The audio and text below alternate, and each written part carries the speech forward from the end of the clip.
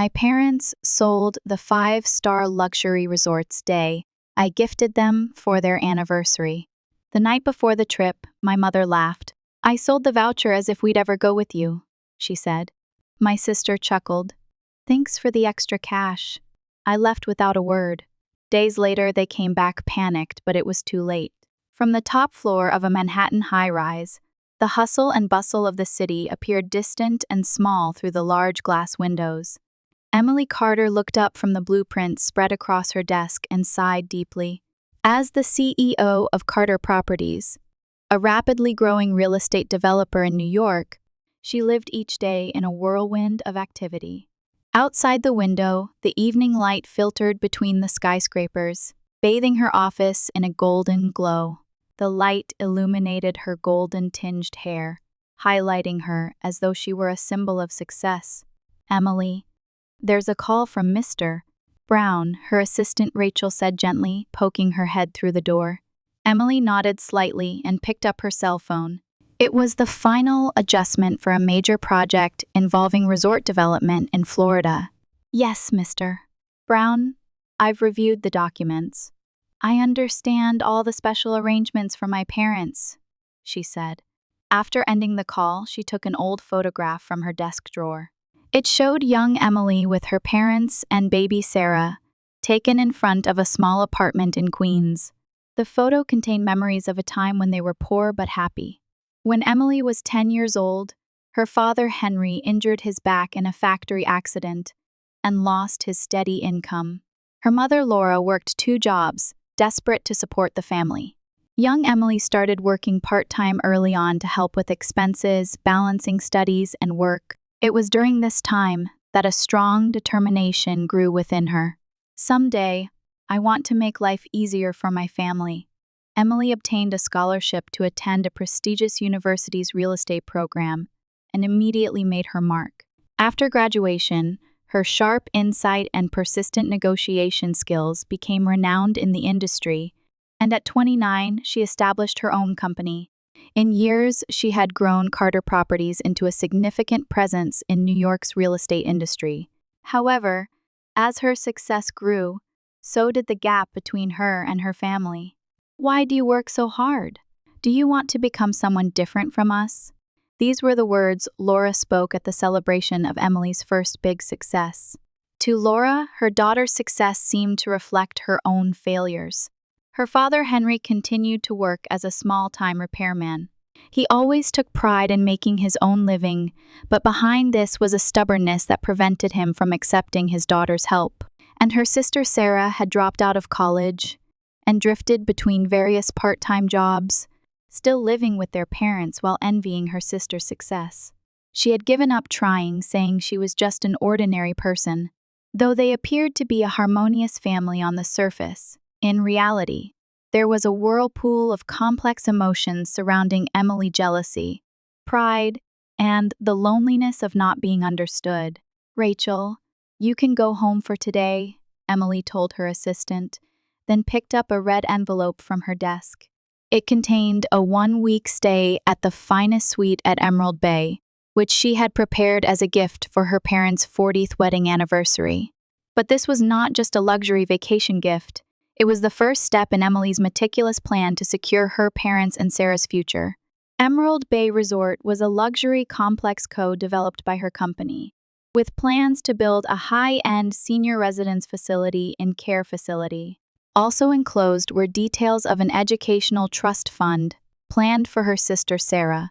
Everything was part of her long-nurtured safety net for family project. Emily clutched the envelope to her chest. She had succeeded to ensure her parents and sister would never experience the hardships of her childhood again. She planned to share this plan at tomorrow's dinner. I wonder if they'll understand this time, Emily murmured as she left the office, filled with both hope and anxiety for tomorrow. On her way to her parents' house, Emily recalled the words she had rehearsed many times in the car. Tonight was supposed to be special. The red envelope contained all her love and gratitude for her parents. She parked her car in a quiet residential area in Queens and took a deep breath. Her parents' house was a small 2-story home, which her father Henry had always refused when she offered to pay for repairs. The old porch lights still flickered, just as they had in the past. When she opened the door, laughter could be heard from the living room. As Emily stepped into the living room, she saw her parents and sister Sarah chatting animatedly around something. The three of them noticed Emily and suddenly seemed to suppress their laughter. "Oh, Emily, you're here." Laura stood up to greet her daughter. "I thought you'd be late. You always seem so busy." There was a hint of sarcasm in those words. Emily tried to ignore it and held out the bottle of wine she had brought. "It's your favorite Chardonnay, the one Dad likes." Henry just nodded silently. When Emily's gaze turned to the piece of paper on the table, Sarah quickly hid it in her pocket. "What were you looking at?" Emily asked. "Nothing at all," Laura answered, heading toward the kitchen. "Dinner is ready. Let's sit down." The table was set with her mother's specialty dishes. Emily tried to find a way to bring up the resort while searching for a conversation starter. "By the way, are you free next month? I have a special plan." "What is it? More of your business talk," Laura said, picking up her wine glass. "No, something more personal." Emily was about to reach for the red envelope when she was interrupted by Henry's cold gaze. "Emily, you don't need to do anything special for us.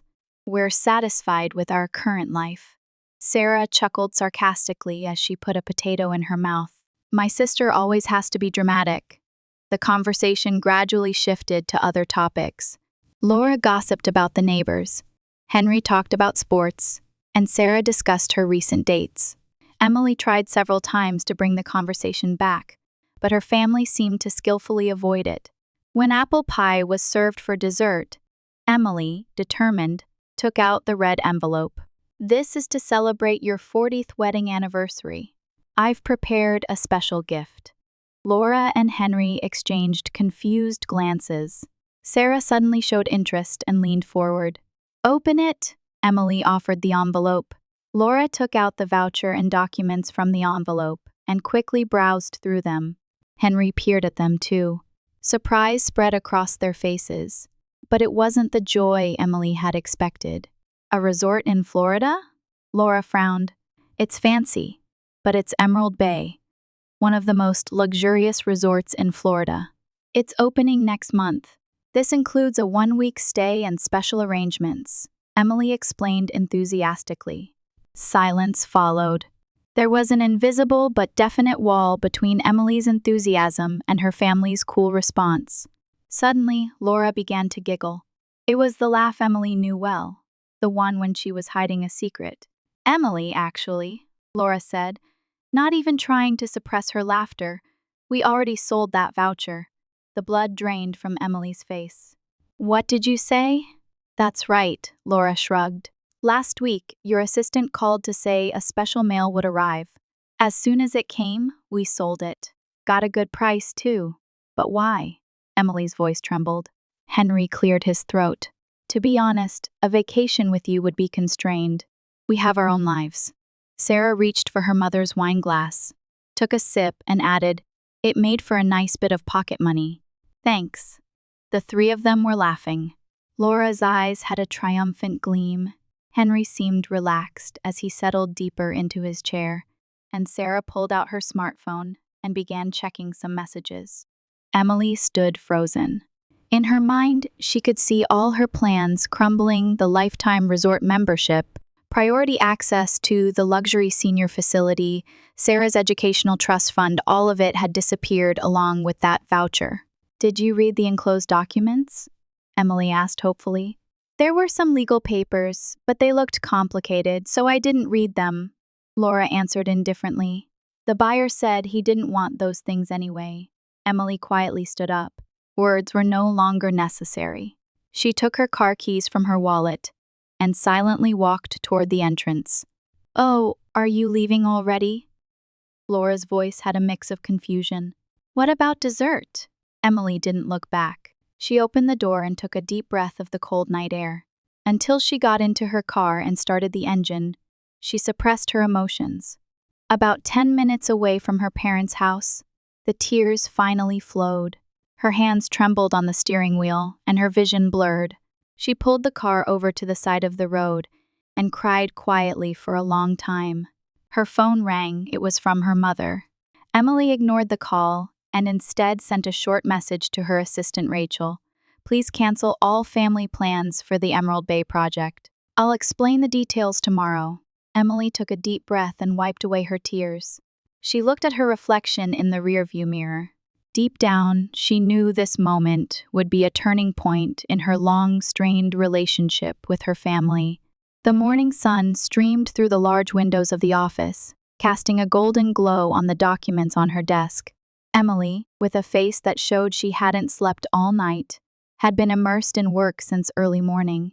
She drank cup after cup of coffee, trying to distract herself from last night's events by focusing on the revised plans for the Emerald Bay project. Good morning, Miss Carter.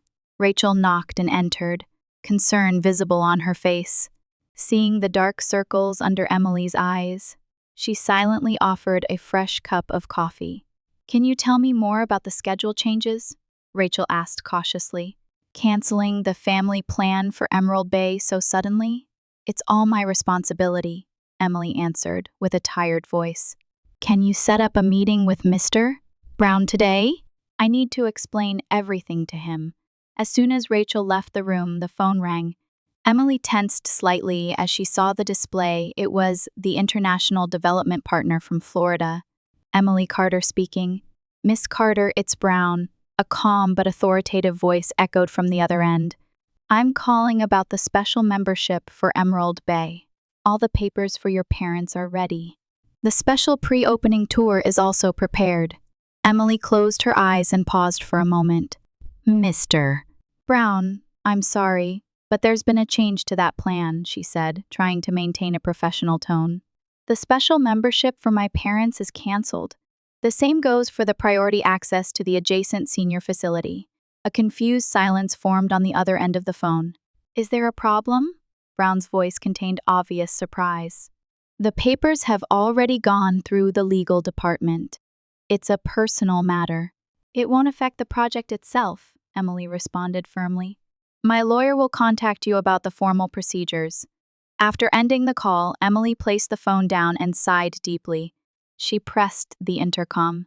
Rachel, please call Attorney Gordon immediately. An hour later, Emily's legal counsel, Mark Gordon, was sitting in her office. Behind his glasses, his sharp eyes observed Emily's tired expression. You want to cancel everything? He asked incredulously. The lifetime membership for your father and mother, priority access to the future luxury care facility, the gift of a villa, all things you've been preparing for years? That's not all, Emily answered, still gazing out the window. I'm also canceling the educational trust fund for Sarah. Mark frowned. Emily, may I ask what happened? Emily briefly explained the events of the previous night. Her voice was flat, suppressing emotion, but Mark could sense the depth of her wounds. Legally, there's no problem, Mark said, closing the documents. Since the papers haven't been officially delivered, everything can be canceled. He paused. However, just my personal opinion, but don't make decisions out of anger. It's not too late to decide after you've calmed down. Emily smiled faintly. This isn't a decision made from anger, Mark. I'm just accepting reality. My family doesn't need my help. In fact, they don't even want it. Mark stood up without saying anything more. Having worked with Emily for many years, he knew the firmness of her decisions. I'll prepare the necessary documents today. After Mark left, Emily returned to her desk and began reviewing documents for a new project. But her thoughts kept returning to last night's events, her parents' indifferent attitude, her sister's flippant laughter, and her own feeling of powerlessness. Suddenly, the office door burst open. Rachel rushed in with a panicked expression. Miss Carter, I'm sorry, she was breathless. Important information has come in about the person who bought your parents' voucher. Emily looked up. What happened? The buyer, a Mr. Frank Diaz, has been involved in multiple fraud cases. Rachel handed over a tablet. He's known as a social engineering expert who tricks seniors into revealing personal information. Emily stared at the screen. It displayed a criminal record alongside a photo of the ex-convict. "How did you get this information?" "We were tracking the voucher as per your instructions." The security team found it being resold on an online marketplace and tracked the buyer, Rachel continued. "Even worse, he may have already started fraudulent transactions using your parents' personal information." Emily jumped from her chair. For a moment, she was about to call her parents to warn them, but stopped herself. She was torn between her deeply hurt feelings and a sense of responsibility to protect her family. "Miss Carter?" Rachel asked worriedly. "Should we notify the police?" Emily massaged her forehead as if to organize her thoughts. "No, not yet. Let's gather more information. Keep monitoring this Diaz person's movements. But your parents, let's wait a while before contacting them," Emily decided. "I need some distance right now." Rachel nodded anxiously but didn't question Emily's judgment. After her assistant left the room, Emily stared out the window again. The city's noise continued as before, but a new determination was sprouting in her heart. "Family Support Fund," she whispered softly. She opened her computer and began creating a new document. The title was Carter Family Support Foundation. She quickly started writing plans for establishing a nonprofit organization to support people struggling with family relationships, using her own experience. "Let's turn my pain into someone else's hope." Her fingers moved quickly across the keyboard, and her heart felt a little lighter than yesterday. Outside the window, the sun of a new day shone powerfully. Just then, her phone rang again. It was a call from her mother. Emily stared at the persistently ringing phone for a long time. Then she quietly rejected the call and returned to work. When the clock struck 3 in the afternoon, Rachel entered the room again. "Miss Carter, latest report from security," she said in a lowered voice. "Suspect Diaz has already opened multiple credit cards in your parents' names. The scale of the fraud might be larger than expected." Emily inhaled deeply and exhaled slowly. In her heart, disappointment and worry mingled. "I understand," she answered quietly. "Organize the information. I'll make a decision by tomorrow." Rachel gently nodded, understanding Emily's conflict, and quietly left the room. The New York morning began with a clear blue sky. Emily had been focused on a video conference with her Florida development partners since early morning. The final adjustments for Emerald Bay were reaching a crucial stage. "Next week works fine for the Miami on-site inspection," Emily told the business partners on the monitor. "I'll also send the revised plan for the family-oriented program today." After the meeting, she checked her schedule. In the afternoon, she had a meeting planned for launching a charitable enterprise. Since the incident with her family, she had been passionately working on the concept of the Carter Family Support Foundation. It was planned to support people with difficult family relationships, especially serving as a resource center for adult children with elderly parents. "Miss Carter," Rachel called over the intercom. There was obvious tension in her voice. "Yes, Rachel? You have visitors, your mother, father, and sister." Emily froze. It was unprecedented in recent years for her parents and sister to come here. "Tell them I'm scheduled to leave for Miami this afternoon," she replied, trying to appear calm. "I told them, but they say it's very urgent." Rachel's voice lowered. "They seem quite distressed."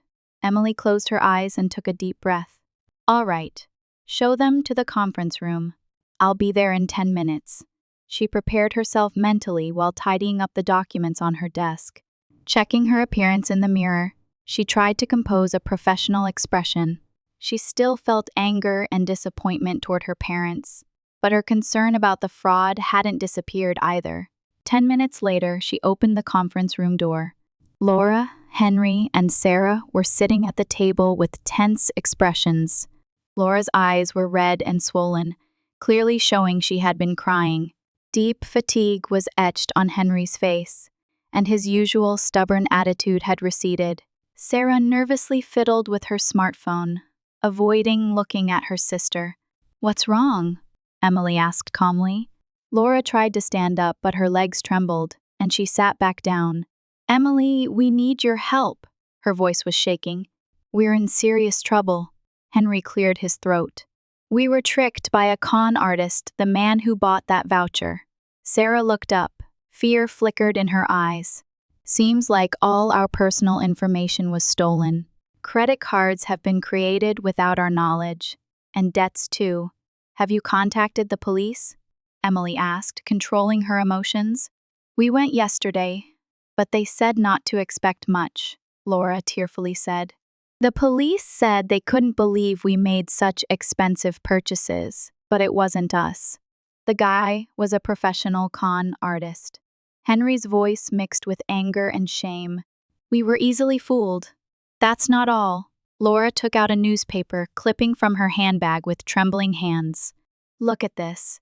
It was an advertisement for Emerald Bay under the headline Priority Rights to Luxury Senior Residences. There were photos of luxurious facilities. Is this what you are trying to give us as a present? Tears welled up in Laura's eyes. Emily took the advertisement and stared at it silently. Nothing could be read from her expression. Mom has been crying all night after seeing that, Sarah said softly. We finally realized what we'd done, Emily. Henry called out in an unusually weak voice. I understand now what you were thinking, but is it too late? Emily slowly sat down. She looked at each of their faces in turn. Until last week, she had been longing for this moment to come the day her family would understand and appreciate her love and care, but now her heart was filled with complex emotions.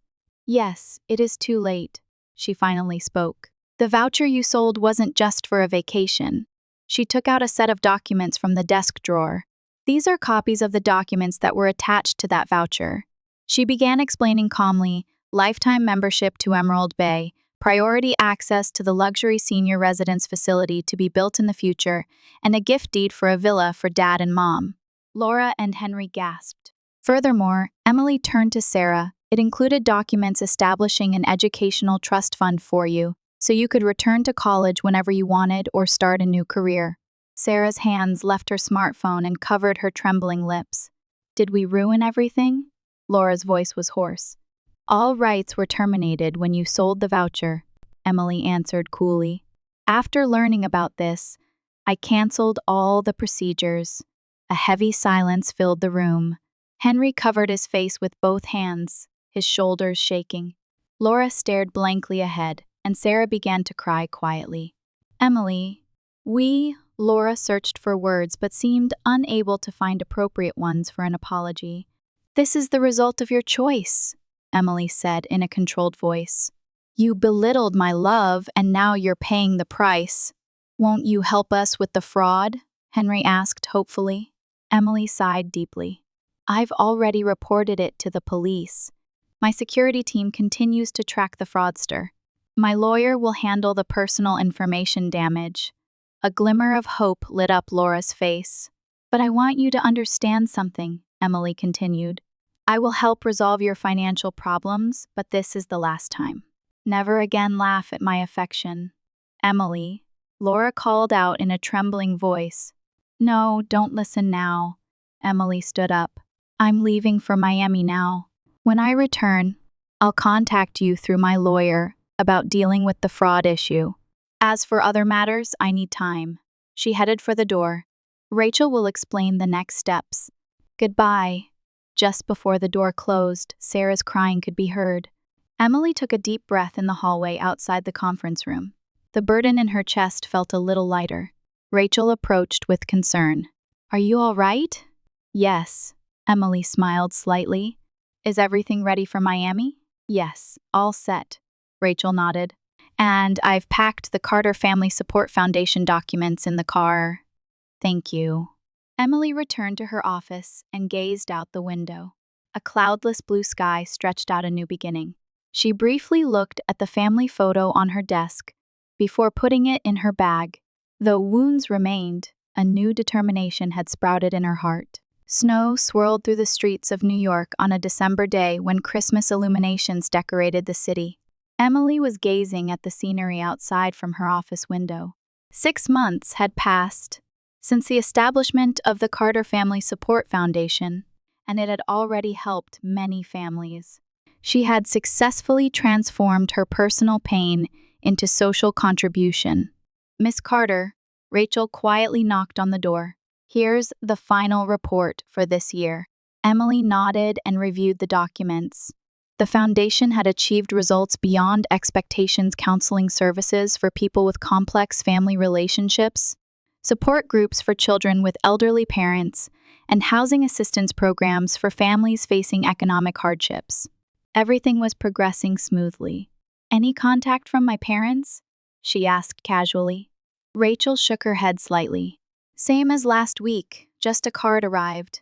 After the fraud issue was resolved, Emily's parents had moved to a modest senior apartment. Henry started volunteering, doing repairs at the local community center, and Laura began teaching knitting to neighborhood children. Sarah had started attending night school, aiming to get an accounting qualification.